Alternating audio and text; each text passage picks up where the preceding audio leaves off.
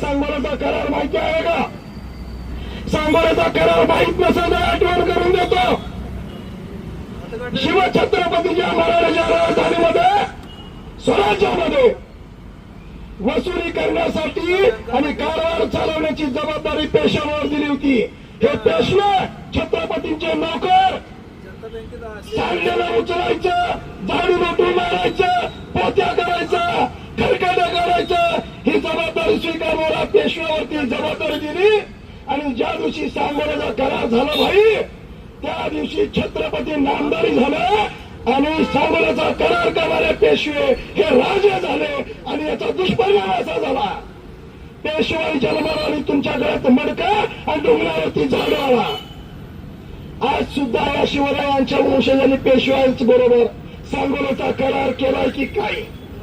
आज या शिवरायांच्या वंशजांनी भाजप बरोबर सांगोल्याचा करार केलाय की काय?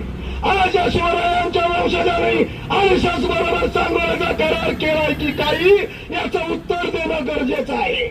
जर सांगोल्याचा करार यांनी केला असेल यांच्या खुर्चीसाठी, यांच्या सत्तेसाठी आणि यांच्या डोंगऱ्यासाठी, तर पेशव्याला सुरुवात झाली हे सांगायला कुठल्या कुडमुड्या ज्योतिषाची गरज आहे असं मला वाटत नाही. शिवरायांचे वंशज त्यांच्यात जाऊन टाळ्या वाजवायला लागले.